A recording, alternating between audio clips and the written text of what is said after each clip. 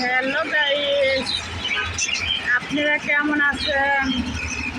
আমরা ভালো আছি। আমার পাখিরা ভালো আছে। গাইস, আমার রাত বাজরিকা পাখি এই যে বাচ্চারা খাওয়াইতেছে, খুব সুন্দর লাগতেছে। আমার বাজরিকা পাখি সুস্থ থাকে, তার জন্য আপনারা দোয়া করবেন আর আমাকে একটা লাইক শেয়ার দিয়া পাশে থাকবেন। আসসালামু আলাইকুম। সবাই ভালো থাকে।